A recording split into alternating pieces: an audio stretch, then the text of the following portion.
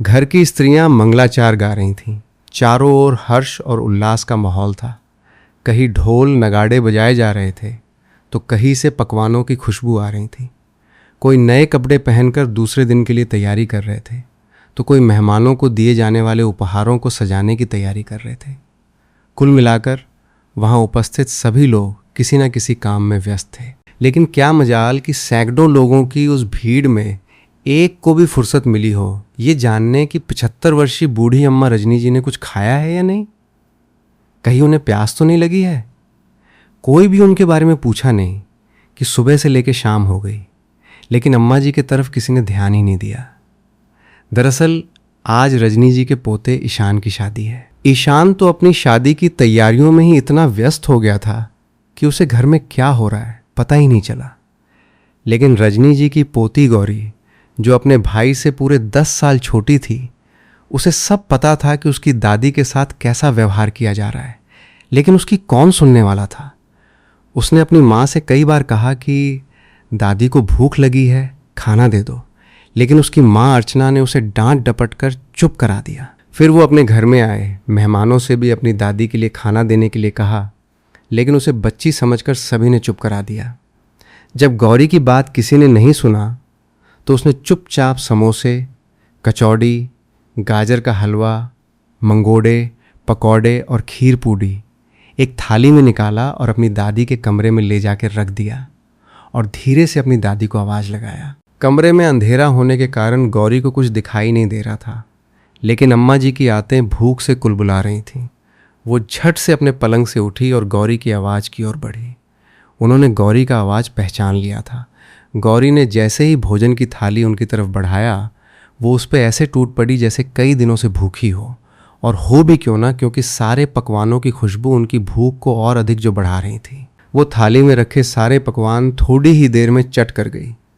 उन्होंने मन में सोचा, क्यों ना गौरी से कहकर और एक थाली भोजन मंगवाया जाए, लेकिन छोटी सी बच्ची को और अधिक परेशान करना ठीक नहीं, ऐसा सोचकर वो अपनी उंगलियां चाटती रह गईं। गौरी ने देखा अम्मा जी अभी भी उंगलियों को चाटकर चटखारे ले रही हैं, तो वो समझ गई अम्मा जी और खाना चाहती हैं लेकिन कुछ नहीं कह पा रही हैं। उसने पूछा, दादी और खाना है क्या, और लेकर आऊं? रजनी जी ने हाँ में सिर हिला दिया, और जब गौरी उनके पास से उठकर चली गई तो वो अपनी लाचारी पर फूट फूट कर रोने लगी। ये सोचकर कि एक समय था जब रजनी जी की ही चलती थी। उन्होंने जो कह दिया मानो पत्थर की लकीर होती थी, लेकिन समय ने ऐसे करवट लिया कि आज वो जी रही हैं या मर रही हैं कोई उन्हें पूछने वाला नहीं था। उनके पति राधे श्याम जी जब जिंदा थे तब इस घर की रौनक ही कुछ और हुआ करती थी। राधे श्याम जी एक बहुत ही मेहनती इंसान थे और उन्होंने रजनी जी के साथ मिलकर एक एक पैसा जोड़कर ये बड़ा सा घर बनाया था। रजनी जी खुद अपने हाथों से पूरे घर को सजा कर रखती थी। उनके हाथ की बनी बिजनौरी, क्रोशिया के थालपोश और ऊन के सुंदर सुंदर स्वेटर पूरे मोहल्ले में मशहूर थे। लोग दूर दूर से उनसे ये चीज़ें बनवाने आते थे। रजनी जी भी कभी किसी को मना नहीं करती थी। उनका दिल बहुत बड़ा था। जब मानव का जन्म हुआ था तब उन्होंने पूरे गांव को मिठाई बांटी थी। मानव उनका इकलौता बेटा था, इसलिए उन्होंने उसे बहुत लाड प्यार से पाला था। खुद फटे कपड़े पहन लेती थीं, लेकिन मानव की हर जिद पूरी करती थी। मानव भी बचपन में अपनी माँ के बहुत करीब था। वो अपनी माँ के बिना एक पल भी नहीं रह पाता था, लेकिन जैसे जैसे मानव बड़ा हुआ और शहर जाके नौकरी करने लगा, उसकी आदतें बदलने लगीं। और जब से अर्चना इस घर में बहू बनकर आई, तब से तो मानो रजनी जी की दुनिया ही उजड़ गई। अर्चना एक बहुत ही तेज तर्रार और आधुनिक ख्यालों वाली लड़की थी। उसे रजनी जी का देसी पहनावा, उनका पूजा पाठ और उनकी पुरानी चीज़ें बिल्कुल पसंद नहीं थीं।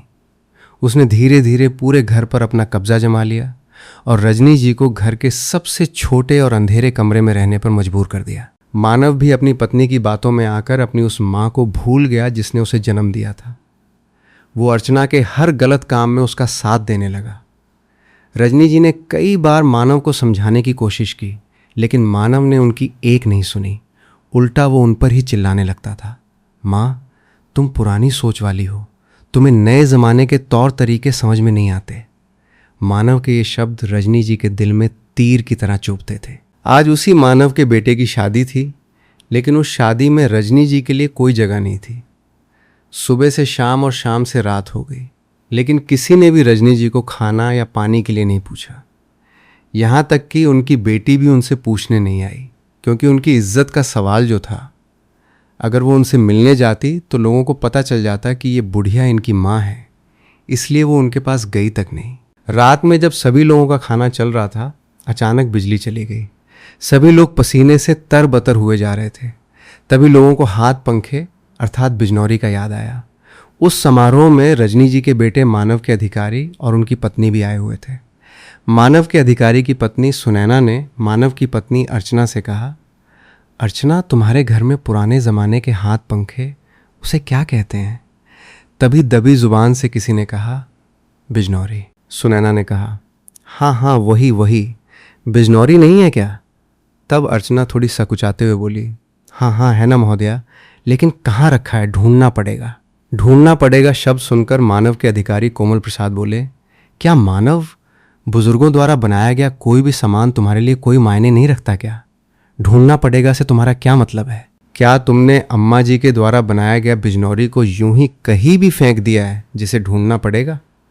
कोमल प्रसाद जी की बातें सुनकर दोनों पति पत्नी नीचे सिर किए चुपचाप खड़े रह गए। फिर मानव ने बात को संभालते हुए कहा, नहीं श्रीमान, दोनों बच्चे अपनी दादी से बहुत प्यार करते हैं, इसलिए दोनों अपनी दादी के सामान के लिए लड़ाई करते रहते हैं कि मैं रखूँगा, मैं रखूँगी। लेकिन आप चिंता ना कीजिए, मैं आपको लाकर देता हूँ बिजनौरी। ऐसा कहकर वो अपनी पत्नी अर्चना को इशारे से बुलाया। अब दोनों पति पत्नी अंदर जाकर अम्मा जी को ही कोसने लगे कि इस बुढ़िया की खातिर हमें आज इतना शर्मिंदा होना पड़ रहा है। मानव तो दांत पीसते हुए अपनी माँ के कमरे में गया, मोबाइल की बत्ती जलाई और आग बबूला होता हुआ अपनी माँ से कहा, ए बुढ़िया, तू जब तक जिंदा रहेगी हमें चैन से नहीं रहने देगी क्या? कोई काम धंधा तो है नहीं, कैसे खर्राटे मार रही है बुढ़िया। मानव की ऐसी कड़क और दमदार आवाज़ सुनकर रजनी जी थर थर कांपती हुई हड़बड़ाकर उठी और बोली, क्या हुआ बेटा, आज मुझसे फिर से कोई गलती हो गई क्या? कहती हुई वो अपनी फटी और मटमैली साड़ी को समेटने लगी। तभी मानव बोला, देख बुढ़िया, एक तो तुझसे इतनी बदबू आ रही है और ज़्यादा इधर उधर की बात से तुझे कोई मतलब नहीं होना चाहिए। तूने तेरी वो टूटी फूटी बिजनौरी कहाँ रखी है, जल्दी से बता। फिर रजनी जी बोली, बेटा, जब से बहू ने इस घर में कदम रखा है तब से तो उसी का राज चलता है। मैंने तो ढेर सारे बिजनौरी बनाकर रखे थे, पता नहीं बहू ने कहाँ रखे भी हैं या फेंक दिए। लेकिन ये तो बता बेटा, आज इतने दिनों बाद तुझे बिजनौरी की क्या ज़रूरत पड़ गई? मानव ने सोचा, अगर बुढ़िया के साथ अकड़ कर बात करूंगा तो ये शायद कभी नहीं बताएगी। हो सकता है एक आध टूटा फूटा पुराना बिजनौरी भी मिल जाए तो भी शायद अधिकारी खुश हो जाए और मेरी तरक्की हो जाए। उसने अपनी माँ से कहा, देखो अम्मा, घर में बिजली चली गई है और मेरे अधिकारी अपनी पत्नी के साथ हमारे घर आए हैं। उन्होंने आपके हाथ की बिजनौरी मांगी है। अगर आपके पास टूटी फूटी भी होगी तो भी दे दीजिए।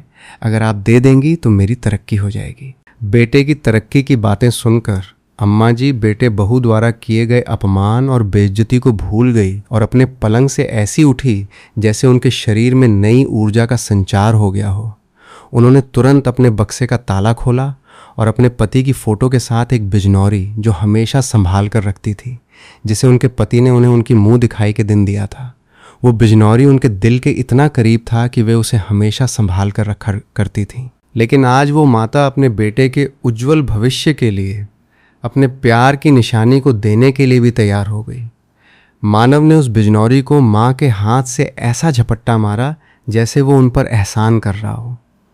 जल्दी जल्दी वो अपने अधिकारी की तरफ गया, लेकिन उसका अधिकारी उसे वहाँ नहीं मिला, क्योंकि वो तो मानव के पीछे पीछे ही अम्मा जी की कोठरी के पास जाके छुप गया था और मानव ने अपनी माँ के साथ कितनी बदतमीजी से बात किया था वो सब सुन लिया था। वो मानव के निकलते ही रजनी जी की कोठरी में गया और बोला, कैसी हो अम्मा? रजनी जी किसी अजनबी का आवाज़ सुनकर डर गई, लेकिन कोमल प्रसाद ने कहा, अम्मा, मैं आपका पोता हूँ, आप मुझसे मत डरिए। अम्मा जी को लगा उनका पोता ईशान ही है। वो उसे दुलार करने लगी और बोली, बेटा तू ये बता, सारी रस्में पूरी हो गई या कुछ बाकी है?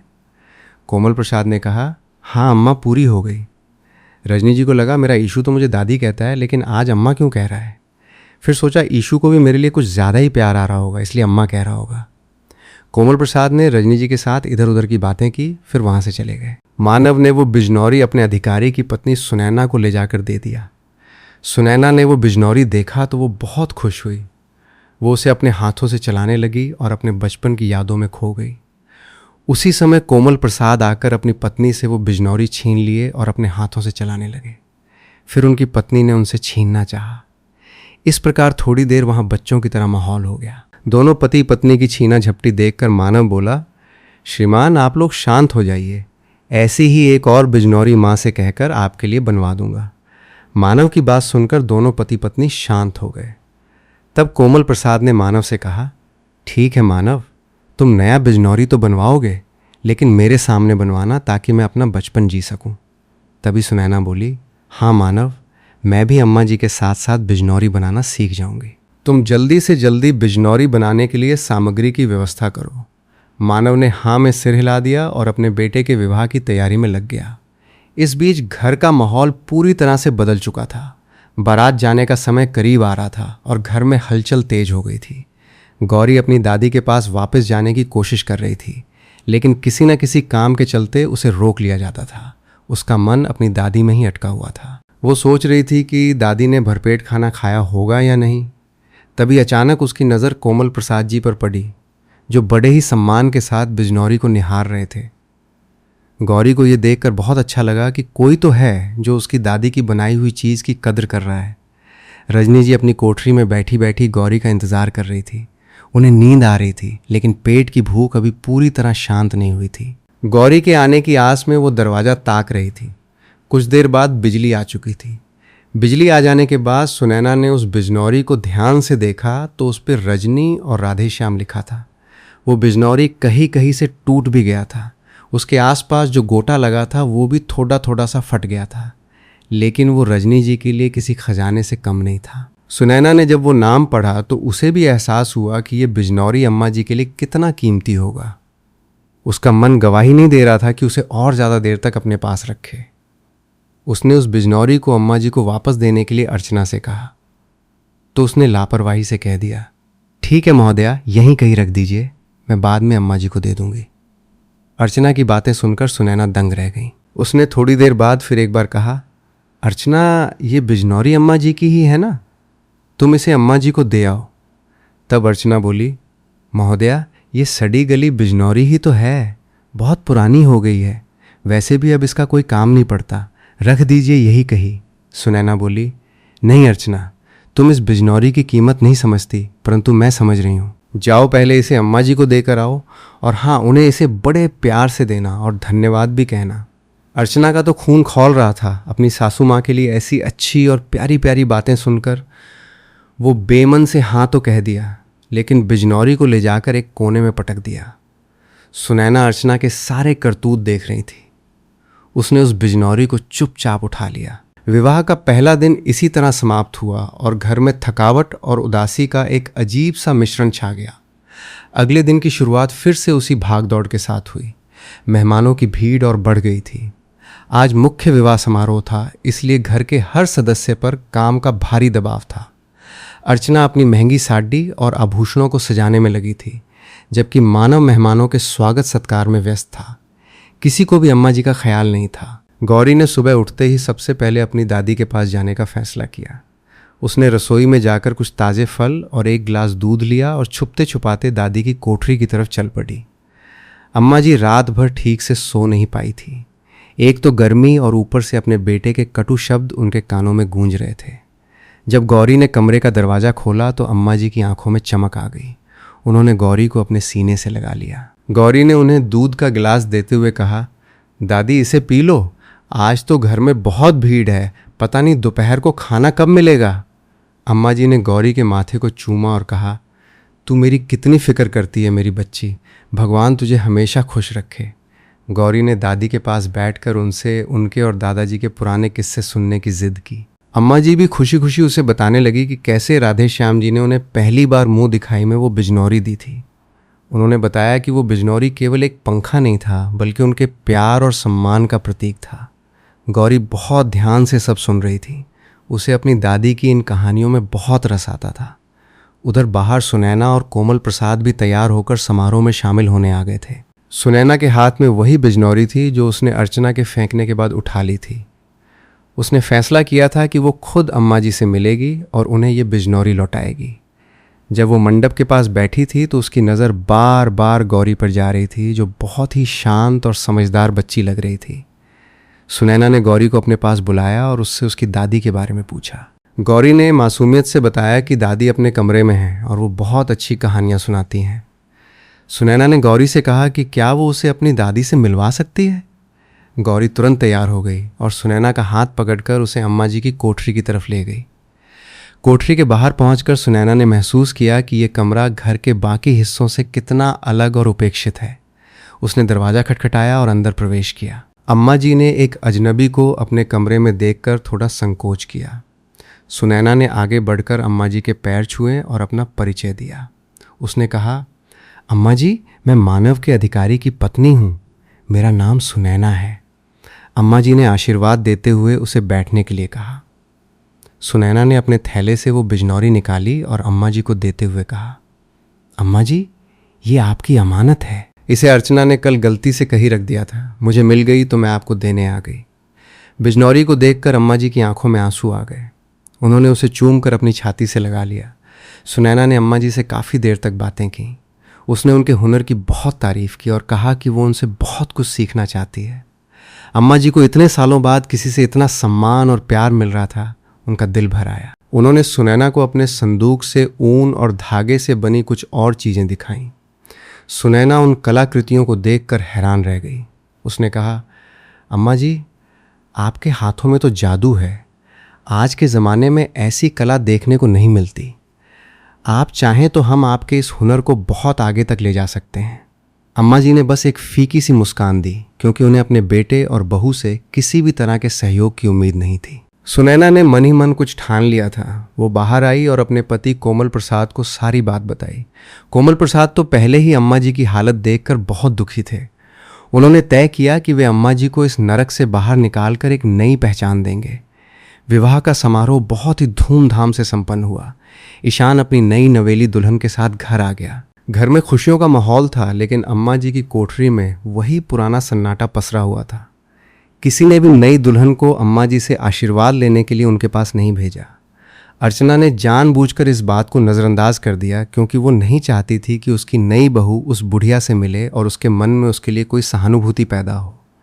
लेकिन गौरी ने छुपके से अपनी नई भाभी को दादी के बारे में सब कुछ बता दिया था। नई दुल्हन का नाम रिया था। रिया एक बहुत ही समझदार और संस्कारी लड़की थी।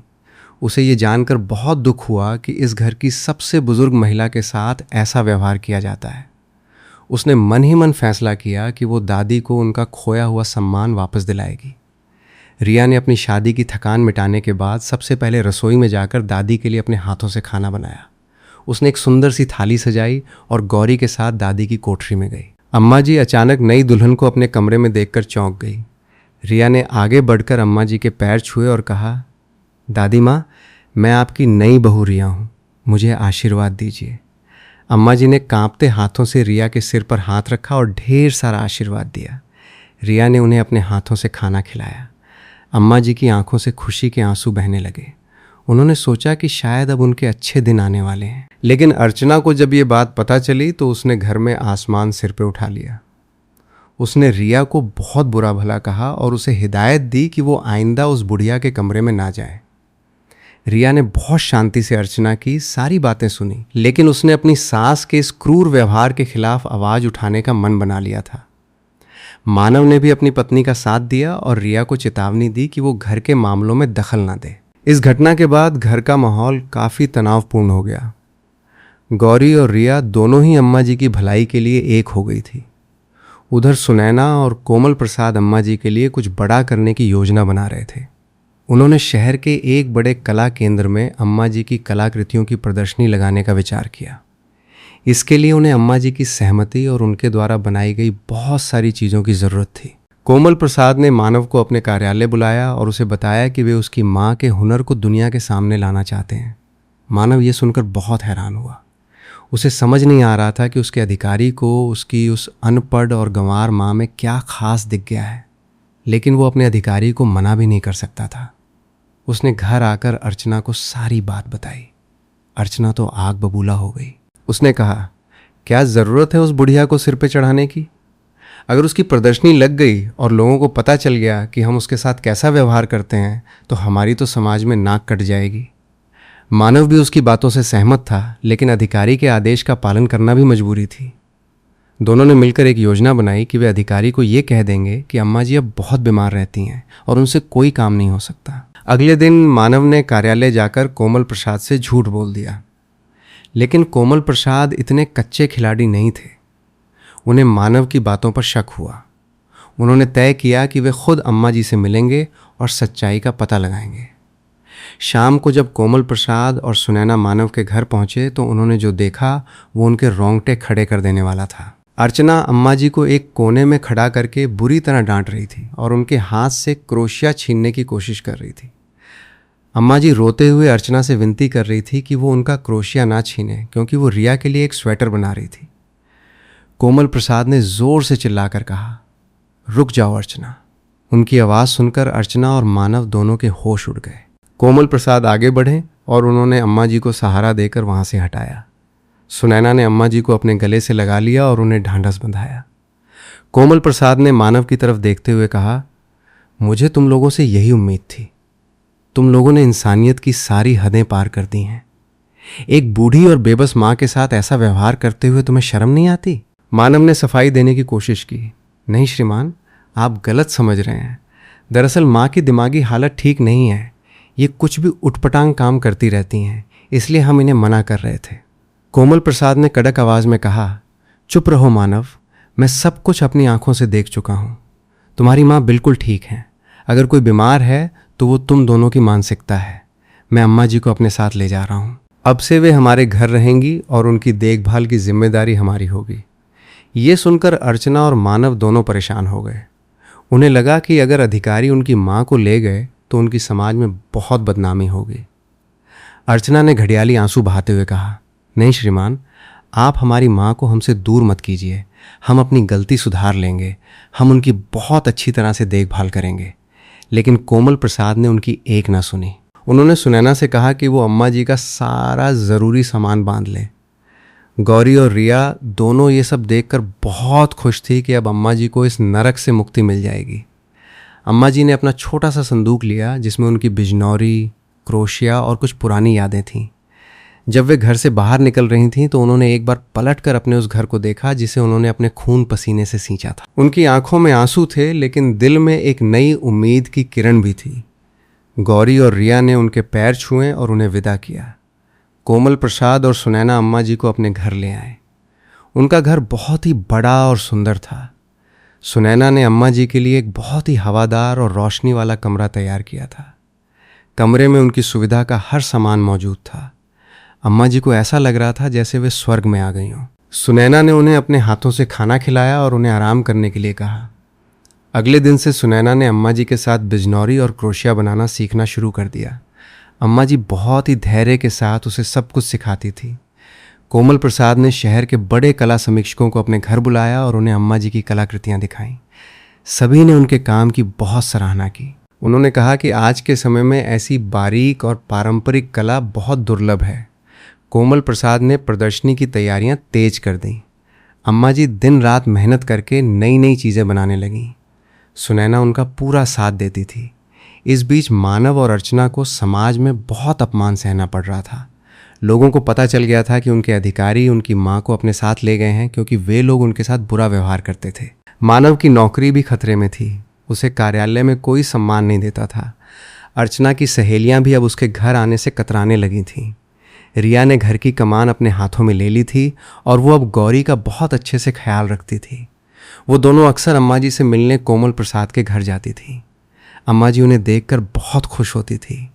समय बीतता गया और प्रदर्शनी का दिन आ गया। शहर के सबसे बड़े कला दीर्घा में अम्मा जी की कलाकृतियों को सजाया गया था। वहाँ बड़े बड़े उद्योगपति, नेता और कला प्रेमी आए हुए थे। अम्मा जी ने अपनी सबसे अच्छी रेशमी साड़ी पहनी थी जो सुनैना ने उन्हें ख़ास इस अवसर के लिए लाकर दी थी। वे बहुत ही सुंदर और गरिमामयी लग रही थीं। जब लोगों ने उनके द्वारा बनाई गई बिजनौरी, थालपोश और स्वेटर देखे तो वे हैरान रह गए। हर कोई उनकी कला की तारीफ कर रहा था।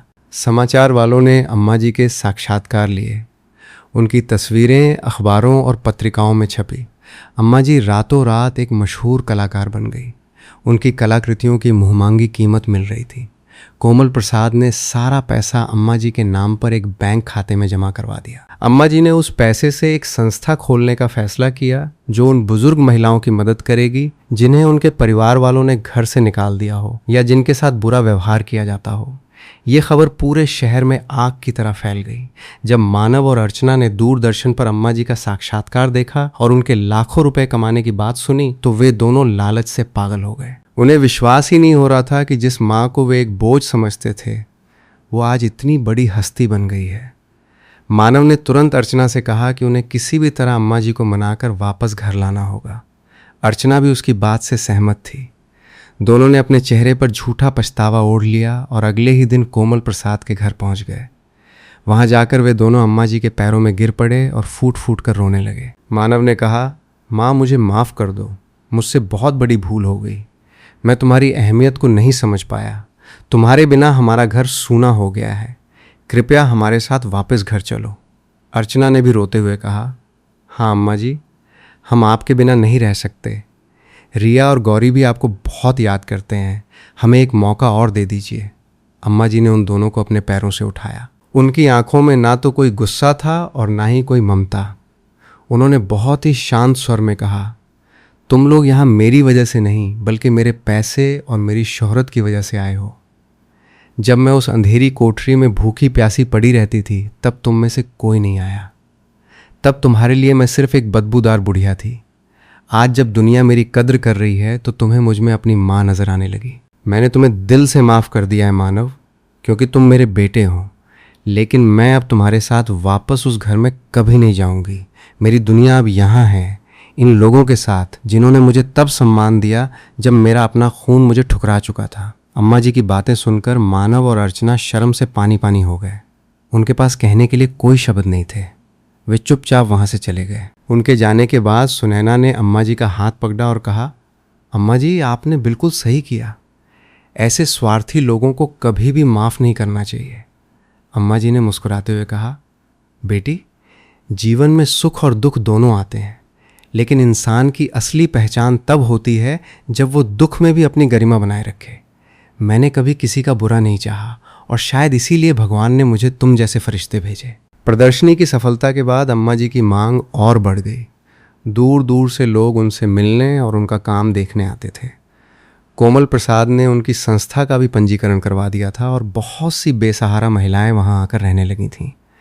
अम्मा जी उन सभी को अपने हाथों से कला सिखाती थी ताकि वे भी आत्मनिर्भर बन सकें।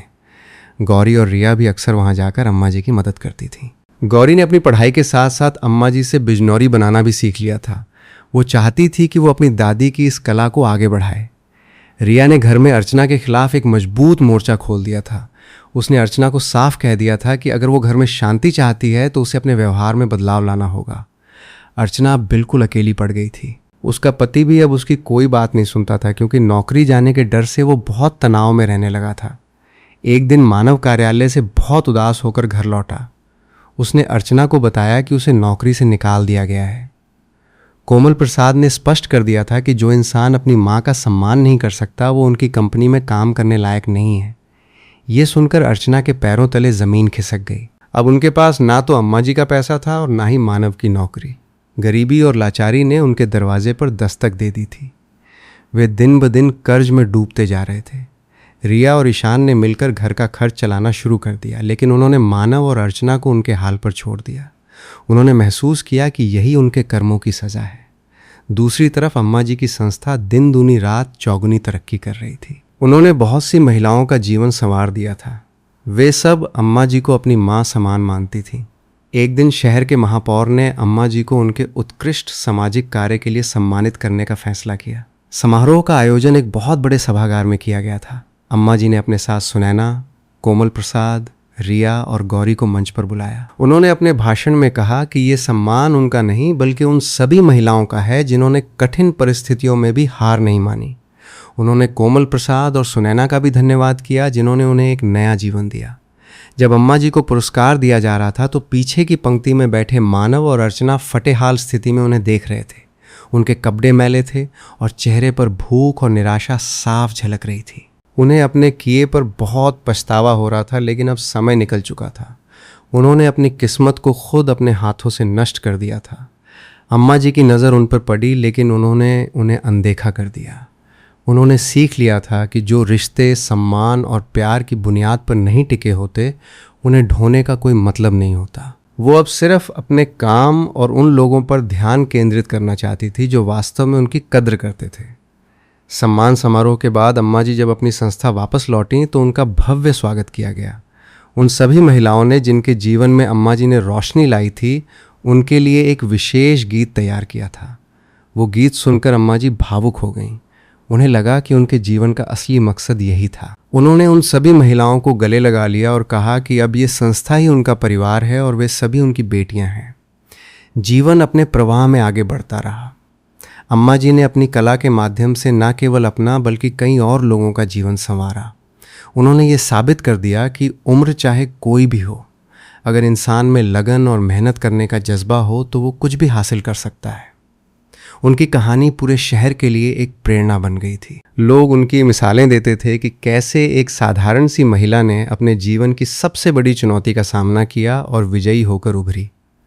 और यही वो बिंदु है जहां से हमारी कहानी का पहला भाग एक नई सुबह की उम्मीद के साथ विश्राम लेता है, ये जानते हुए कि जीवन की किताब में अभी और भी कई पन्ने पलटने बाकी हैं और अम्मा जी का सफ़र अभी ख़त्म नहीं हुआ है, बल्कि एक नए अध्याय की ओर बढ़ रहा है। अम्मा जी के जीवन का ये नया अध्याय बहुत ही प्रेरणादायक था। सुनैना और कोमल प्रसाद ने उनका हर कदम पर साथ दिया। अब अम्मा जी की संस्था में दूर दूर से बेसहारा महिलाएं आने लगी थीं। एक दिन ऐसी ही एक लड़की मीरा अम्मा जी के पास आई। मीरा की उम्र मुश्किल से 20 साल रही होगी और उसके गोद में एक छोटा सा बच्चा था। मीरा के ससुराल वालों ने उसे दहेज के लिए घर से निकाल दिया था। उसके पास ना तो पैसे थे और ना ही कोई ठिकाना। जब वो अम्मा जी के पास पहुंची तो उसकी हालत देखकर अम्मा जी को अपना पुराना समय याद आ गया। उन्होंने मीरा को गले से लगा लिया और कहा, बेटी, आज से ये संस्था ही तेरा घर है और हम सब तेरा परिवार हैं। मीरा बहुत रोई, लेकिन अम्मा जी के प्यार और दुलार ने उसके सारे घाव भर दिए। अम्मा जी ने उसे भी बिजनौरी और क्रोशिया का काम सिखाना शुरू कर दिया। मीरा बहुत ही होनहार लड़की थी। उसने बहुत जल्दी सब कुछ सीख लिया और अम्मा जी के काम में हाथ बंटाने लगी। उधर मानव और अर्चना की हालत दिन ब दिन खराब होती जा रही थी। नौकरी जाने के बाद मानव ने कई जगह काम ढूंढने की कोशिश की, लेकिन उसका घमंड उसके आड़े आ जाता था। वो किसी के नीचे काम करने को तैयार नहीं था। अर्चना भी घर के कामों से तंग आ चुकी थी। अब ना तो उसके पास नौकर थे और ना ही कोई सुख सुविधा। उसे खुद ही झाड़ू पोंछा और बर्तन करने पड़ते थे। एक दिन पानी भरने को लेकर अर्चना का मोहल्ले की औरतों से झगड़ा हो गया।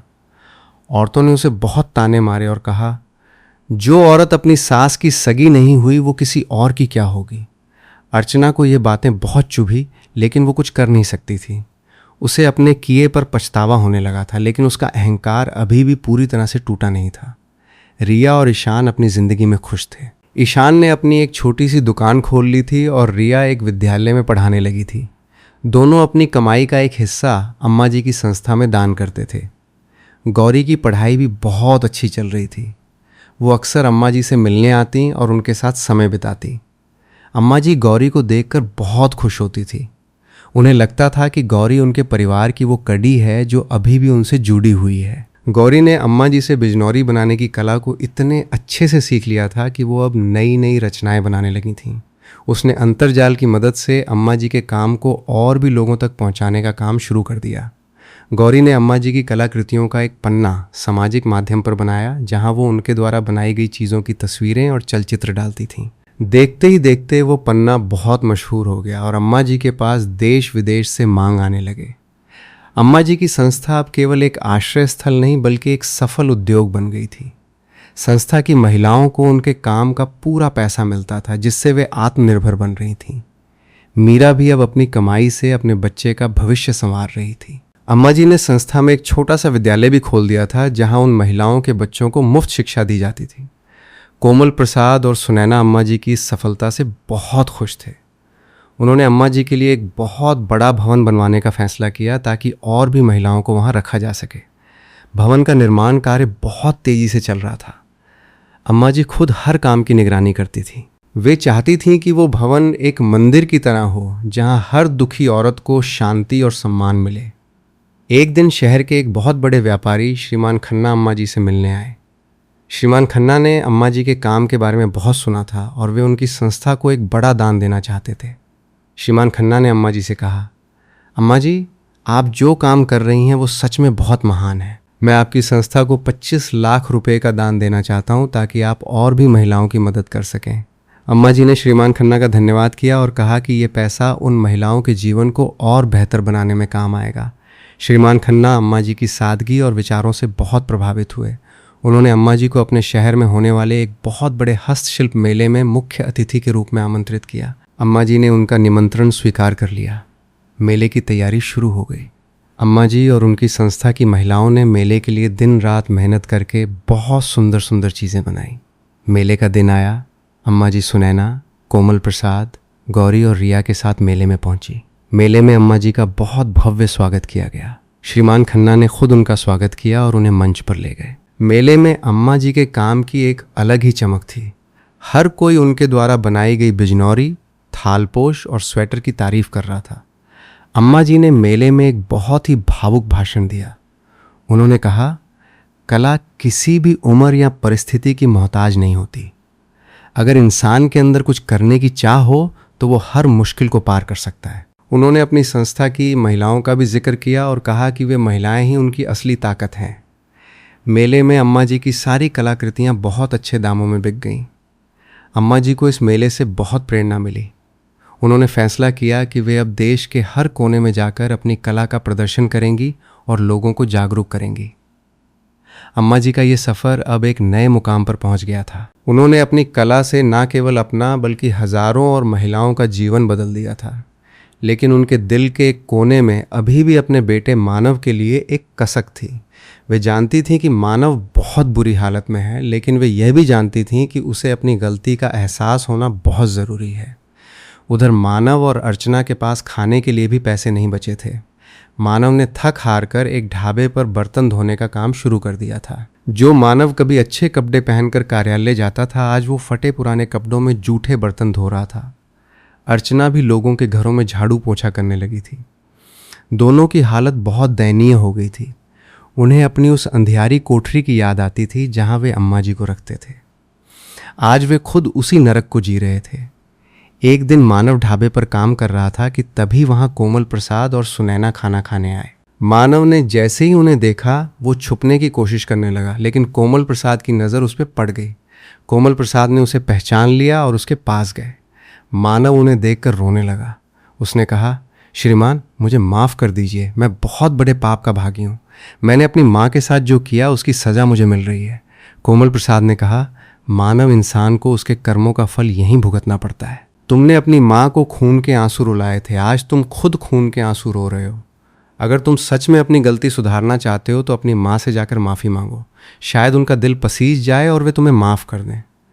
मानव ने कहा, श्रीमान, मैं किस मुंह से उनके पास जाऊं? मैंने तो उनके लिए सारे दरवाजे बंद कर दिए थे। कोमल प्रसाद ने कहा, माँ का दिल बहुत बड़ा होता है मानव, वो अपने बच्चों की हर गलती माफ़ कर देती है। तुम एक बार कोशिश तो करो। मानव ने हामी भर दी और अगले दिन वो अर्चना को लेकर अम्मा जी की संस्था पहुंच गया। संस्था का इतना बड़ा रूप देखकर दोनों की आंखें फटी रह गईं। वे सोच भी नहीं सकते थे कि जिस माँ को उन्होंने एक दिन घर से निकाला था वो आज इतने बड़े साम्राज्य की मालकिन होगी। दोनों धीरे धीरे अम्मा जी के कमरे की तरफ बढ़े। अम्मा जी उस समय मीरा के बच्चे को खिला रही थी। मानव और अर्चना ने जाकर अम्मा जी के पैर पकड़ लिए और फूट फूट कर रोने लगे। मानव ने कहा, माँ, हमें माफ़ कर दो, हम बहुत बड़े पापी हैं। हमने तुम्हारे साथ बहुत बुरा व्यवहार किया। हमारी सारी सुख शांति छिन गई है। हम दाने दाने को मोहताज हो गए हैं। हमें बचा लो माँ।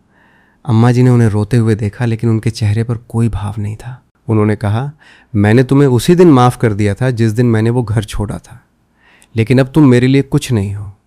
मेरी दुनिया अब ये बेसहारा महिलाएं और ये बच्चे हैं। तुम लोग यहाँ से जा सकते हो। अर्चना ने हाथ जोड़कर कहा, अम्मा जी, हम सच में बदल गए हैं। हमें एक मौका और दे दीजिए, हम आपकी ज़िंदगी भर सेवा करेंगे। अम्मा जी ने कड़े शब्दों में कहा, सेवा?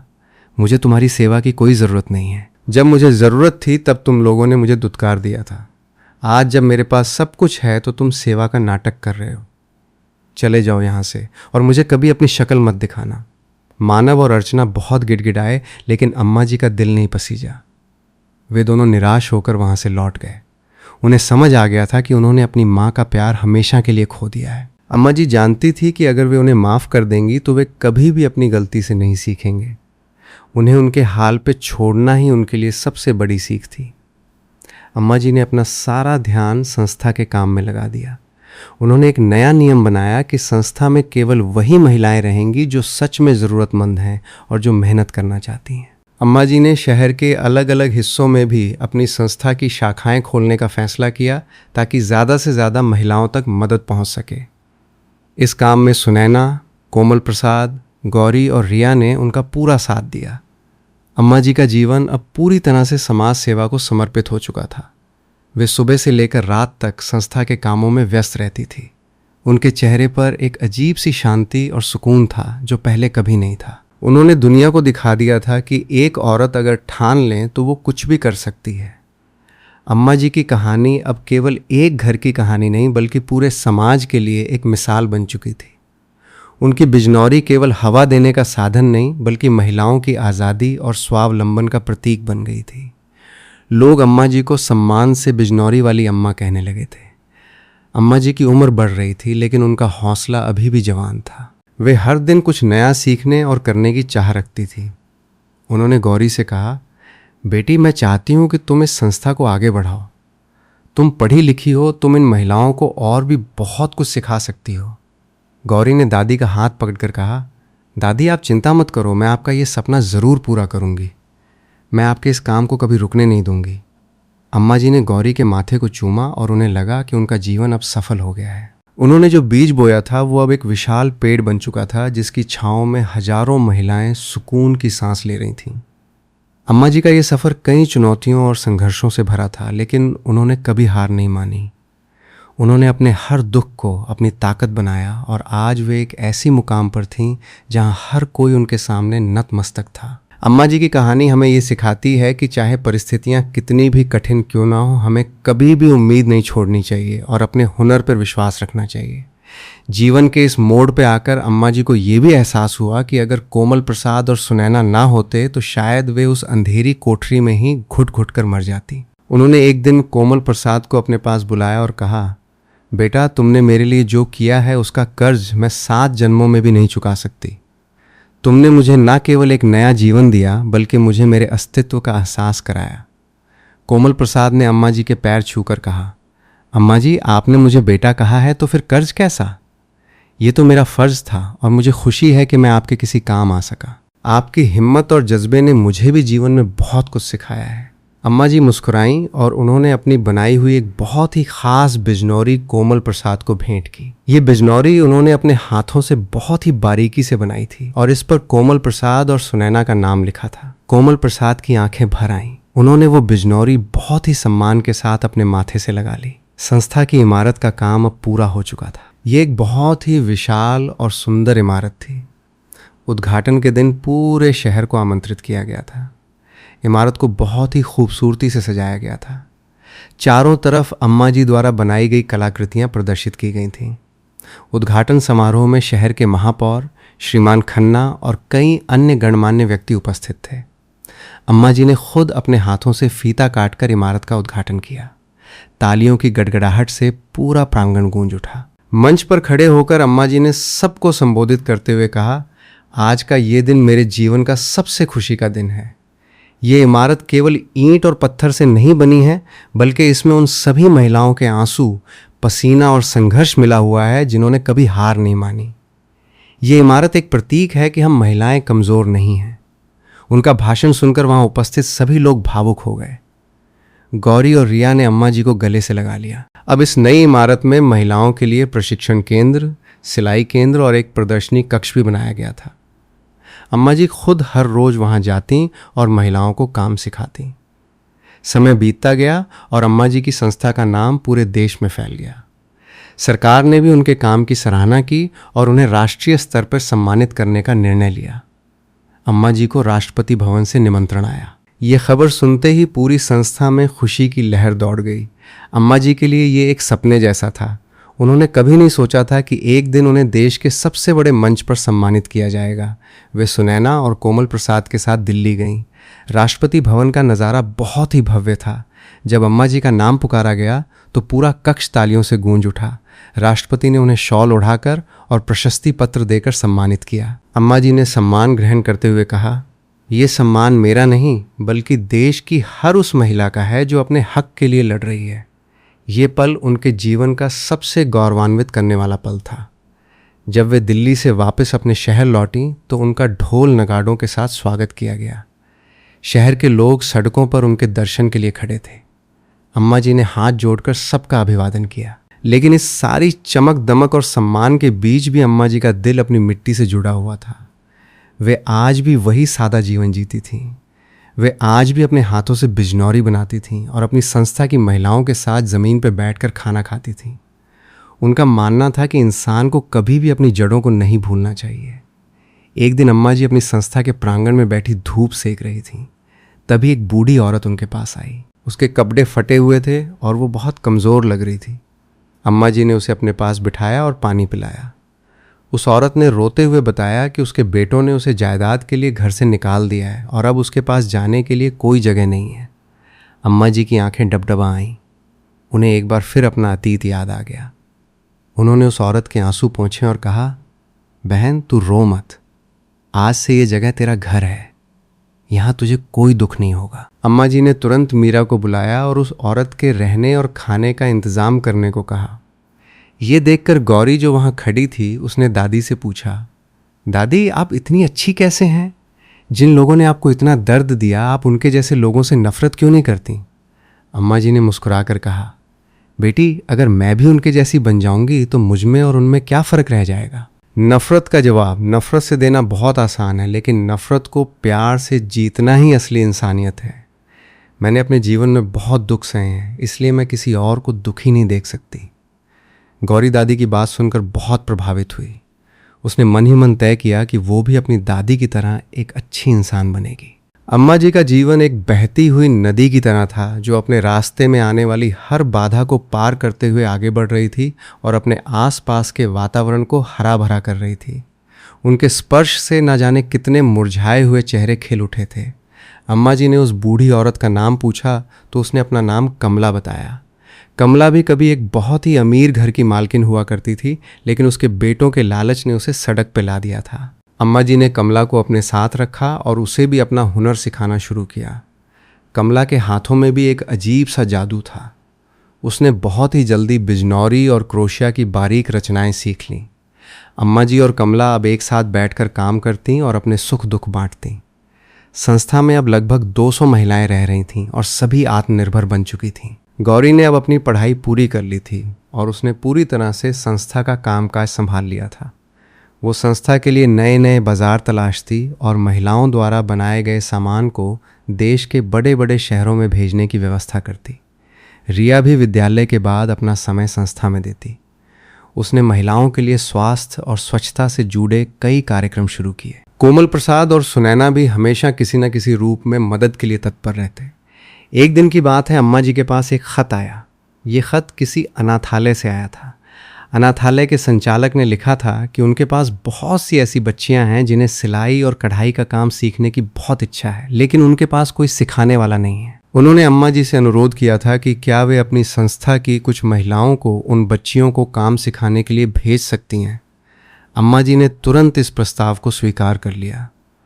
उन्होंने मीरा और कमला सहित 5 महिलाओं की एक टोली बनाई और उन्हें अनाथालय में काम सिखाने की जिम्मेदारी दी। मीरा बहुत खुश थी क्योंकि उसे लगता था कि जिस तरह अम्मा जी ने उसका जीवन संवारा है उसी तरह वो भी इन बच्चियों के जीवन में कुछ बदलाव ला सकेगी।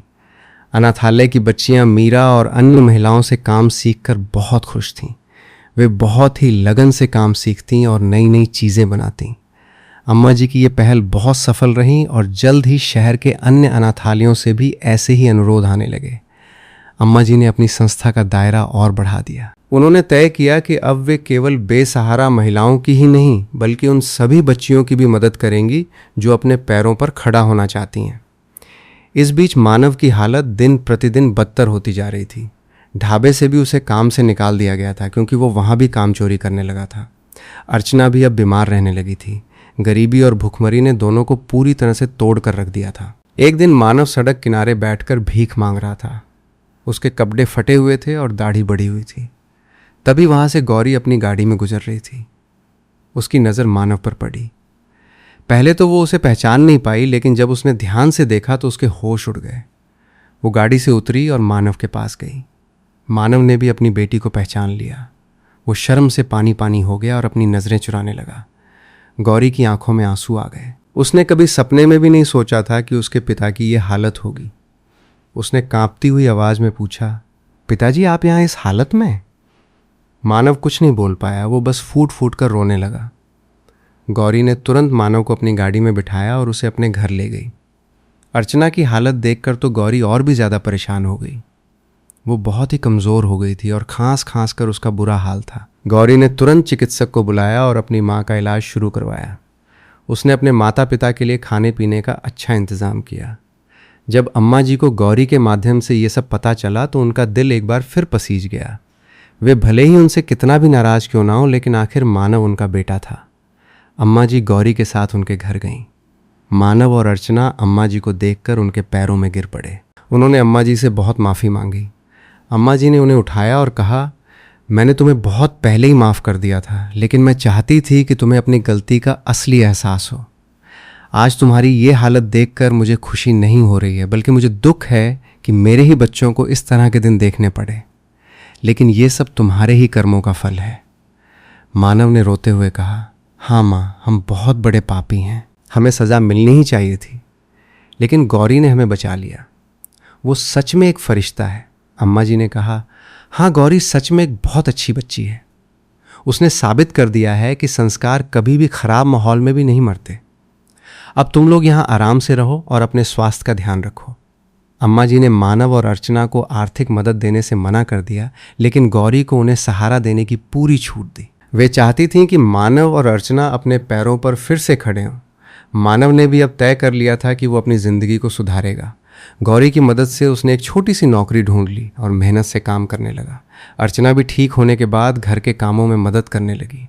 रिया और ईशान भी अब उनके साथ सामान्य रूप से रहने लगे थे। परिवार में एक बार फिर से शांति लौट आई थी, लेकिन वो पहले जैसी स्थिति कभी नहीं बन पाई, क्योंकि मानव और अर्चना को हमेशा अम्मा जी के प्रति अपने किए का पछतावा रहता था। अम्मा जी का जीवन अब एक वट वृक्ष की तरह हो गया था, जिसकी छाया में न जाने कितने लोग सुकून पा रहे थे। संस्था में हर दिन नई महिलाओं का आना जारी था और हर महिला के साथ एक नई कहानी जुड़ती थी। अम्मा जी सभी कहानियों को सुनती और सबको सही रास्ता दिखाती। उनका नाम पूरे राज्य में एक मिसाल बन चुका था। कई विद्यालयों और महाविद्यालयों से उन्हें भाषण देने के लिए बुलाया जाता था। अम्मा जी हमेशा एक ही बात कहती कि महिला को कभी भी खुद को कमज़ोर नहीं समझना चाहिए। उसके अंदर इतनी शक्ति है कि वो पूरे समाज की सोच बदल सकती है। उनकी बातों से युवा पीढ़ी बहुत प्रेरित होती थी। इसी तरह समय बीतता गया और अम्मा जी का काम एक आंदोलन का रूप ले चुका था। और ये वो मुकाम है जहाँ कहानी का दूसरा भाग अपनी परिपूर्णता तक पहुँचता है और हमें ये सोचने पर मजबूर करता है कि क्या इंसान सच में अपनी गलतियों से सीखकर एक नया जीवन शुरू कर सकता है। अम्मा जी की कहानी ने पूरे देश में एक नई लहर पैदा कर दी थी। गौरी ने अब अपनी पूरी ताकत इस संस्था को और बड़ा बनाने में लगा दी थी। उसने अंतर्जाल और सामाजिक माध्यम का ऐसा उपयोग किया कि देश के हर कोने से लड़कियां और महिलाएं अम्मा जी से जुड़ने लगीं। गौरी ने एक ऑनलाइन मंच तैयार किया जहां महिलाएं न केवल अपनी बनाई गई चीज़ें बेच सकती थीं, बल्कि एक दूसरे से अपने सुख दुख भी बांट सकती थीं। अब मानव और अर्चना की ज़िंदगी पूरी तरह बदल चुकी थी। वे सादा जीवन जीते थे। मानव ने एक छोटी सी दुकान पे काम करना शुरू कर दिया था और अर्चना दूसरों के घरों में काम करने की जगह अब अपने ही घर में सिलाई का काम करती थी। रिया और ईशान भी उनके इस बदलाव से खुश थे। परिवार में अब पहले जैसी कड़ुआहट नहीं थी। एक दिन शहर में बहुत भारी बारिश शुरू हो गई। लगातार 3 दिन तक पानी बरसता रहा। नदियाँ उफान पे आ गईं और पूरे शहर में बाढ़ आ गई। कई लोगों के घर पानी में डूब गए। अम्मा जी की संस्था एक ऊंचे स्थान पर थी, इसलिए वहाँ पानी नहीं भरा था। अम्मा जी ने तुरंत फैसला किया कि उनकी संस्था अब बाढ़ पीड़ितों के लिए एक राहत शिविर बनेगी। उन्होंने गौरी और रिया को बुलाया और कहा, बेटियों, आज इंसानियत को हमारी सबसे ज़्यादा ज़रूरत है। संस्था के सारे दरवाजे खोल दो। जिसके पास भी रहने की जगह नहीं है वो यहाँ आ सकता है। देखते ही देखते हजारों लोग संस्था में शरण लेने आ गए। अम्मा जी, सुनैना, कोमल प्रसाद, रिया, गौरी और संस्था की सभी महिलाएं दिन रात लोगों की सेवा में लग गईं। महिलाओं ने अपनी कला का काम छोड़कर रसोई संभाल ली। चारों तरफ सिर्फ लोगों की चीख पुकार और रोने की आवाज़ें आ रही थीं। अम्मा जी खुद जाकर हर एक इंसान को ढांढस बंधाती थीं। इसी बाढ़ में मानव और अर्चना का घर भी पूरी तरह डूब गया था। वे दोनों अपनी जान बचाकर किसी तरह अम्मा जी की संस्था तक पहुँचे। उनकी हालत बहुत ख़राब थी। जब अम्मा जी ने उन्हें देखा तो उनके दिल में फिर से ममता जाग उठी। उन्होंने खुद अपने हाथों से अर्चना और मानव को खाना खिलाया। मानव रोते हुए बोला, माँ, हमने जो भी कमाया था सब कुछ पानी में बह गया। आज हमारे पास पहनने के लिए कपड़े तक नहीं है। अम्मा जी ने उसके सिर पे हाथ फेरते हुए कहा, बेटा, जब इंसान खाली हाथ आता है तो खाली हाथ ही जाता है। ये बाढ़ हमें यही सिखा रही है कि घमंड और लालच का कोई मोल नहीं है। आज तुम जिंदा हो, यही बहुत बड़ी बात है। मानव और अर्चना को अब सच में जीवन का सही अर्थ समझ आ गया था। उन्होंने अम्मा जी के पैर छुए और फैसला किया कि वे भी राहत कार्य में मदद करेंगे। मानव ने बाहर जाके पानी में फंसे लोगों को निकालने का काम शुरू कर दिया। वो अपनी जान की परवाह किए बिना लोगों को सुरक्षित जगह पर ला रहा था। अर्चना ने संस्था की रसोई में काम करना शुरू कर दिया। वो दिन रात रोटियां बनाती और लोगों को खाना परोसती। जब अम्मा जी ने मानव और अर्चना को इतनी मेहनत करते देखा तो उन्हें लगा कि उनके बच्चे अब सच में बदल गए हैं। एक दिन बाढ़ के पानी में एक छोटी सी बच्ची बह रही थी। मानव ने जब उसे देखा तो वो तुरंत उफनते पानी में कूद गया। पानी का बहाव बहुत तेज था और मानव को तैरने में बहुत मुश्किल हो रही थी, लेकिन उसने हार नहीं मानी। वो किसी तरह बच्ची तक पहुंचा और उसे अपने कंधों पर बिठाकर सुरक्षित किनारे तक ले आया। जब वो बच्ची को लेकर संस्था में पहुंचा तो सभी लोग उसकी तारीफ करने लगे। बच्ची के माता पिता ने रोते हुए मानव के पैर पकड़ लिए और कहा, तुम इंसान नहीं, हमारे लिए भगवान हो।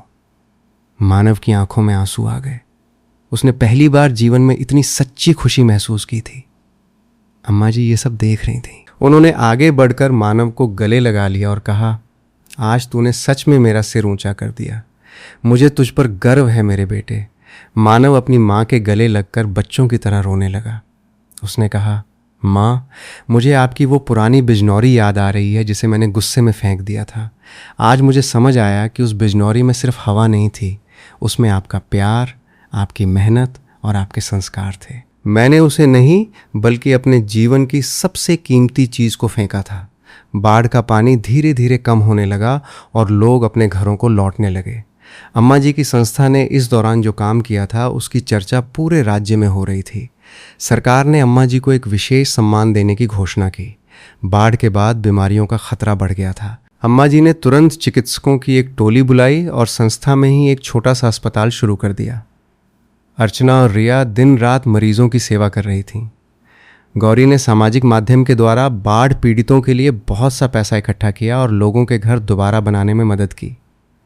लेकिन इसी बीच एक नई मुसीबत आ खड़ी हुई। शहर का एक बहुत बड़ा और लालची नेता जिसका नाम ठाकुर गजेंद्र सिंह था, उसकी नज़र अम्मा जी की संस्था की ज़मीन पर पड़ गई थी।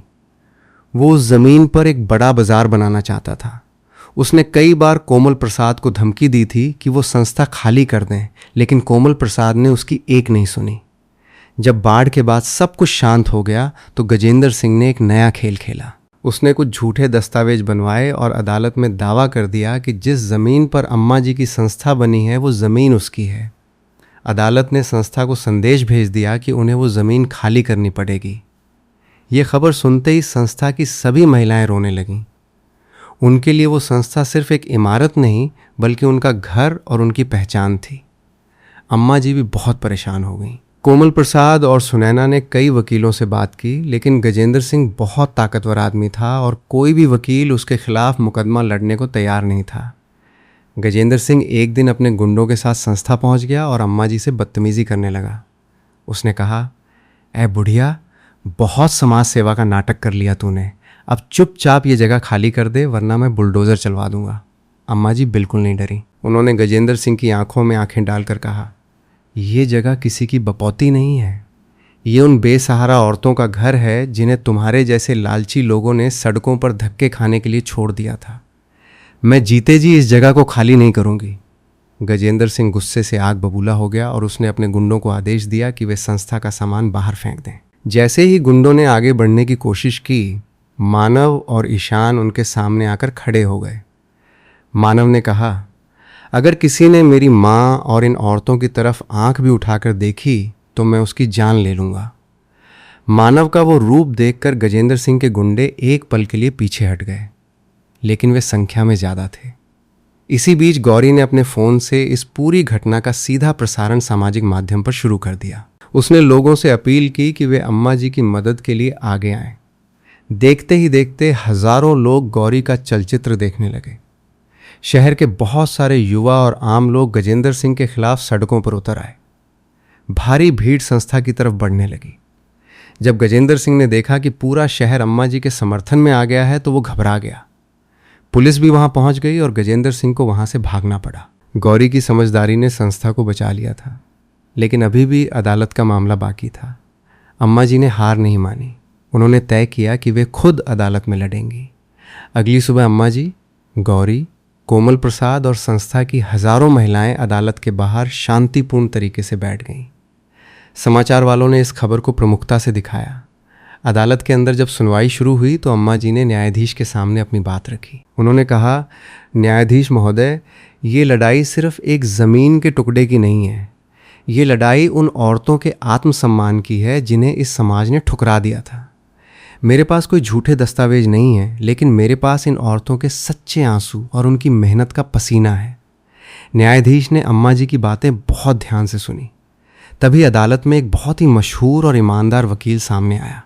उसका नाम विकास वर्मा था। विकास ने कहा कि वो अम्मा जी की तरफ से मुफ्त में ये मुकदमा लड़ेगा। विकास ने अदालत के सामने साबित कर दिया कि गजेंद्र सिंह के सारे दस्तावेज जाली हैं। उसने गजेंद्र सिंह के पुराने भ्रष्टाचार के मामले भी अदालत में खोल दिए। न्यायाधीश ने सारी दलीलें सुनने के बाद गजेंद्र सिंह को कड़ी फटकार लगाई और उसे जेल भेजने का आदेश दिया। अदालत ने फैसला सुनाया कि वो ज़मीन हमेशा अम्मा जी की संस्था के नाम पर रहेगी और कोई भी उस पर कब्जा नहीं कर सकता। ये फैसला सुनते ही अदालत के बाहर खुशी की लहर दौड़ गई।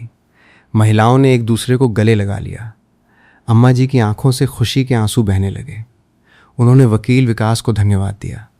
विकास ने अम्मा जी के पैर छूकर कहा, अम्मा जी मेरी अपनी माँ नहीं है। आज मैंने ये मुकदमा जीत कर अपनी माँ को सच्ची श्रद्धांजलि दी है। इस जीत ने अम्मा जी और उनकी संस्था को और भी मजबूत बना दिया था। अब पूरे देश में अम्मा जी का नाम सम्मान से लिया जाता था। मानव और अर्चना भी अब संस्था के अहम सदस्य बन गए थे। मानव संस्था का सारा बाहरी काम देखता था और अर्चना रसोई और साफ सफाई की जिम्मेदारी संभालती थी। रिया और गौरी ने मिलकर महिलाओं के लिए एक नया प्रशिक्षण कार्यक्रम शुरू किया, जिसमें महिलाओं को संगणक और अन्य तकनीकी चीज़ें सिखाई जाती थीं। अम्मा जी की ज़िंदगी अब एक शांत नदी की तरह बह रही थी। उन्होंने सब कुछ हासिल कर लिया था, लेकिन एक दिन अम्मा जी की तबीयत अचानक बहुत ख़राब हो गई। चिकित्सक को बुलाया गया। चिकित्सक ने जांच के बाद बताया कि अम्मा जी का शरीर अब बहुत कमज़ोर हो चुका है और उनके पास बहुत कम समय बचा है। ये खबर सुनते ही पूरे परिवार और संस्था में मातम छा गया। सुनैना और कोमल प्रसाद अम्मा जी के बिस्तर के पास बैठकर रोने लगे। मानव और अर्चना भी बहुत फूट फूट कर रो रहे थे। अम्मा जी ने अपने कमज़ोर हाथों से सबको शांत रहने का इशारा किया। उन्होंने गौरी को अपने पास बुलाया और कहा, बेटी रो मत, मुझे एक ना एक दिन तो जाना ही था। मुझे खुशी है कि मैं अपने पीछे इतना बड़ा परिवार छोड़कर जा रही हूँ। तुम सब ने मुझे बहुत प्यार दिया है। अम्मा जी ने मानव का हाथ अपने हाथ में लिया और कहा, मानव तूने मेरी बहुत सेवा की है। अब मैं चैन से मर सकती हूँ। बस एक वादा कर कि तू हमेशा अपनी पत्नी और बच्चों का ध्यान रखेगा और कभी किसी कमज़ोर को नहीं सताएगा। मानव ने रोते हुए अम्मा जी को वचन दिया। अम्मा जी ने आखिरी बार अपनी वो पुरानी बिजनौरी मांगी जो उन्होंने कोमल प्रसाद को दी थी। कोमल प्रसाद ने वो बिजनौरी अम्मा जी के हाथों में रख दी। अम्मा जी ने उसे अपनी छाती से लगा लिया। उनके चेहरे पर एक बहुत ही प्यारी मुस्कान थी। धीरे धीरे उनकी आंखें हमेशा के लिए बंद हो गईं। अम्मा जी का निधन हो गया था, लेकिन उनकी आत्मा हमेशा के लिए अमर हो गई थी। पूरे शहर में शोक की लहर दौड़ गई। अम्मा जी की अंतिम यात्रा में लाखों लोग शामिल हुए। क्या नेता, क्या व्यापारी, क्या गरीब, सब उनकी अंतिम विदाई में रो रहे थे। अम्मा जी का अंतिम संस्कार उसी मैदान में किया गया जहां उन्होंने बाढ़ पीड़ितों की सेवा की थी। अम्मा जी के जाने के बाद संस्था का पूरा काम गौरी, रिया, मानव और कोमल प्रसाद ने संभाल लिया। अम्मा जी ने अपनी वसीयत में अपनी सारी संपत्ति संस्था के नाम कर दी थी। उन्होंने लिखा था कि इस संस्था का नाम हमेशा बिजनौरी वाली अम्मा रखा जाए, ताकि हर औरत को याद रहे कि एक साधारण सी बिजनौरी भी किसी की ज़िंदगी बदल सकती है। सालों बीत गए, लेकिन अम्मा जी की कहानी आज भी उस शहर में गूंजती है। गौरी ने अपनी दादी के सपनों को और भी ऊंचा मुकाम दिया। संस्था की शाखाएं अब कई राज्यों में खुल चुकी थीं। मानव और अर्चना अब पूरी तरह से बदल चुके थे और उन्होंने अपना शेष जीवन सिर्फ समाज सेवा में लगा दिया था। कोमल प्रसाद और सुनैना भी अब संस्था के मार्गदर्शन का काम करते थे। अम्मा जी की वो पुरानी बिजनौरी आज भी संस्था के मुख्य कक्ष में एक शीशे के ढांचे में सजी हुई है। जो भी इंसान उस संस्था में आता है वो सबसे पहले उस बिजनौरी को नमन करता है। अम्मा जी का जीवन हमें ये सिखाता है कि अगर हमारे अंदर प्यार और करुणा है तो हम किसी का भी दिल जीत सकते हैं। एक समय था जब अम्मा जी को उनके ही घर में एक कोने में फेंक दिया गया था, लेकिन उन्होंने अपने दर्द को अपनी ताकत बनाया और पूरे समाज को एक नई दिशा दिखाई। उनका संघर्ष, उनका प्यार और उनका बड़प्पन हमेशा लोगों के दिलों में जिंदा रहेगा। और यही वो बिंदु है जहां कहानी का ये तीसरा भाग संपूर्ण होता है, एक ऐसे महाकाव्य के रूप में जो पीढ़ियों तक सुनाया जाएगा। अम्मा जी के जाने के बाद भी उनकी उपस्थिति संस्था के कण कण में महसूस की जाती थी। गौरी ने अपनी दादी के नक्शे कदम पर चलते हुए संस्था का विस्तार किया और उसे एक नई ऊंचाई पर ले गई। अब बिजनौरी वाली अम्मा संस्था केवल एक शहर या राज्य तक सीमित नहीं थी, बल्कि पूरे देश में इसकी शाखाएं खुल चुकी थीं। मानव और अर्चना ने अपना पूरा जीवन इस संस्था की सेवा में समर्पित कर दिया था। जो मानव कभी अपनी माँ को एक बोझ समझता था, आज वो उसी माँ के नाम पर चल रही संस्था का सबसे बड़ा सेवक बन गया था। अर्चना भी अब एक बदली हुई महिला थी। वो संस्था में आने वाली हर नई महिला का स्वागत अपनी सगी बहन की तरह करती थी। कोमल प्रसाद और सुनैना भी अब अपना ज़्यादातर समय संस्था में ही बिताते थे। उन्होंने अपनी सारी संपत्ति संस्था के नाम कर दी थी और ख़ुद एक साधारण जीवन जीने लगे थे। गौरी ने दादी की उस पुरानी बिजनौरी को संस्था के मुख्य कक्ष में स्थापित करवाया था, जहां हर रोज़ सुबह सभी महिलाएं इकट्ठा होकर प्रार्थना करती थीं। वो बिजनौरी सिर्फ एक वस्तु नहीं बल्कि एक विचारधारा बन गई थी, जो हर औरत को आत्मनिर्भर और मजबूत बनने की प्रेरणा देती थी। समय के साथ साथ गौरी की शादी भी हो गई। उसका पति भी बहुत समझदार और नेक इंसान था। उसने गौरी के काम में उसका पूरा साथ दिया। रिया और ईशान भी अपने जीवन में बहुत खुश थे। उनके बच्चे भी अब बड़े हो रहे थे और वे भी अक्सर संस्था में आकर बच्चों के साथ खेलते और महिलाओं की मदद करते। एक दिन संस्था में एक बहुत ही खास मेहमान आया। ये कोई और नहीं बल्कि वही गजेंद्र सिंह था जिसने कभी अम्मा जी की संस्था पर कब्जा करने की कोशिश की थी। गजेंद्र सिंह अब बहुत बूढ़ा और बीमार हो चुका था। उसके सारे गलत कामों की वजह से उसे लंबी सज़ा हुई थी और जेल से छूटने के बाद उसके अपने परिवार ने ही उसे घर से निकाल दिया था। अब उसके पास ना तो वो घमंड था और ना ही वो ताकत। वो लाठी के सहारे चलता हुआ संस्था के दरवाजे पर पहुंचा और वहां खड़ी गौरी से मिलने की इच्छा जताई। गौरी जब बाहर आई तो उसने गजेंद्र सिंह को तुरंत पहचान लिया, लेकिन उसके मन में उसके प्रति कोई गुस्सा या नफरत नहीं थी, क्योंकि उसकी दादी ने उसे यही सिखाया था कि नफरत को सिर्फ प्यार से जीता जा सकता है। गजेंद्र सिंह ने गौरी के सामने हाथ जोड़कर कहा, बेटी, मैंने तुम्हारी दादी और इस संस्था के साथ बहुत बुरा किया था। मेरे लालच ने मुझे अंधा कर दिया था। आज मैं उसी लालच की सज़ा भुगत रहा हूँ। मेरे अपने बेटों ने मुझे सड़क पर फेंक दिया है। मेरे पास जाने के लिए कोई जगह नहीं है। क्या तुम्हारी दादी की इस संस्था में मुझ जैसे पापी के लिए कोई जगह है? गौरी की आंखें भर आईं।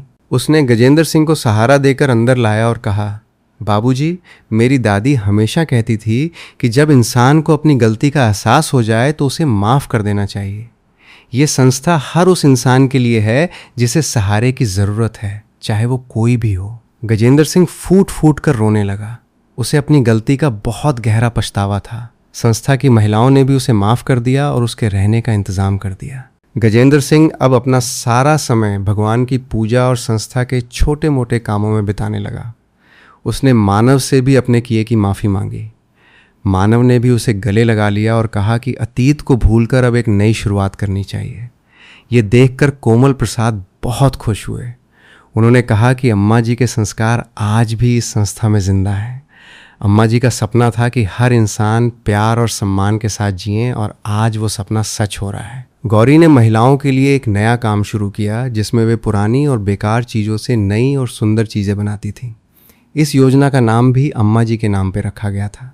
इस योजना के ज़रिए महिलाओं ने बहुत सारा पैसा कमाया और अपने बच्चों को अच्छी शिक्षा दी। देखते ही देखते 10 साल बीत गए। संस्था ने अपनी 10वीं वर्षगांठ बहुत धूमधाम से मनाई। इस मौके पर देश के कई बड़े नेता और समाजसेवी आए थे। गौरी ने मंच से सबको संबोधित करते हुए अम्मा जी की कहानी सुनाई। उसने कहा कि कैसे एक साधारण सी महिला ने अपने जीवन की सबसे बड़ी चुनौती को अपनी ताकत बनाया और हजारों महिलाओं को एक नई जिंदगी दी। उसने वो पुरानी बिजनौरी भी सबको दिखाई और कहा कि ये बिजनौरी सिर्फ धागे और गोटे से नहीं बनी है, बल्कि इसमें मेरी दादी का प्यार, उनका संघर्ष और उनका हौसला बुना हुआ है। जब भी कोई औरत हार मानने लगती है तो ये बिजनौरी उसे याद दिलाती है कि अभी उड़ना बाकी है। गौरी का भाषण सुनकर वहाँ मौजूद हर इंसान की आंखों में आंसू थे। सबको अम्मा जी की याद आ रही थी। मानव और अर्चना भी मंच के पास खड़े होकर रो रहे थे। उन्हें लग रहा था जैसे अम्मा जी आज भी उनके साथ हैं और उन्हें देख रही है। वर्षगांठ के बाद संस्था का काम और भी तेजी से बढ़ने लगा। कई विदेशी संस्थाओं ने भी बिजनौरी वाली अम्मा संस्था के साथ काम करने की इच्छा जताई। गौरी ने उन सब के साथ मिलकर कई नई योजनाएं शुरू की। अब संस्था की महिलाएं विदेश भी जाने लगी थीं और वहां जाकर अपनी कला का प्रदर्शन करती थी। भारत की ये पारंपरिक कला अब पूरी दुनिया में मशहूर हो रही थी। एक दिन गौरी अपने कमरे में बैठी हुई दादी की एक पुरानी तस्वीर देख रही थी। तस्वीर में अम्मा जी बहुत मुस्कुरा रही थीं। गौरी ने तस्वीर को चूम कर कहा, दादी आज आपका सपना पूरा हो गया है। आज आपकी बेटियां पूरे आसमान में उड़ रही हैं। तभी वहां मानव आया और उसने गौरी के सिर पर हाथ रखकर कहा, बेटी तूने सच में अपनी दादी का नाम रोशन कर दिया है। मुझे तो कभी कभी लगता है कि मेरी माँ तेरे अंदर ही जिंदा है। गौरी मुस्कुराई और उसने अपने पिता को गले लगा लिया। जीवन अपनी पूरी रफ्तार से आगे बढ़ रहा था। अम्मा जी की कहानी ने ना जाने कितने ही घरों को टूटने से बचाया था। लोग अब अपने बुजुर्गों का सम्मान करने लगे थे और उन्हें प्यार से रखने लगे थे। अम्मा जी की एक छोटी सी कोशिश ने समाज की सोच को बदल कर रख दिया था। और अंत में हम उसी बात पे वापस आते हैं जहाँ से ये कहानी शुरू हुई थी कि उजाले में हर असलियत कहाँ नजर आती है। अंधेरा ही बता सकता है कि सितारा कौन है। अम्मा जी के जीवन में जब घना अंधेरा छा गया था तब उन्होंने हार नहीं मानी, बल्कि खुद एक सितारा बनकर चमक उठी और अपने साथ साथ हजारों जिंदगियों को भी रोशन कर दिया। इस कहानी में कोमल प्रसाद और सुनैना जैसे फरिश्तों की कोशिश ये साबित करती है कि दुनिया में आज भी इंसानियत जिंदा है। अगर हम अम्मा जी की जगह होते तो शायद हार मान लेते या फिर अपने बच्चों से नफरत करने लगते, लेकिन अम्मा जी ने नफरत की जगह प्यार और क्षमा का रास्ता चुना, जो कि बहुत मुश्किल होता है। आप भी अपने अनमोल विचार टिप्पणी करके ज़रूर बताइएगा और ये कहानी आप कहाँ कहाँ से देख रहे हैं टिप्पणी करके ज़रूर बताइए। कहानी पसंद आई हो तो पसंद, साझा और सदस्यता ज़रूर कीजिएगा दोस्तों। और कहानी का कौन सा भाग आपके दिल को छू गया ज़रूर बताइए। कहानी को अंत तक सुनने के लिए आपका बहुत बहुत धन्यवाद।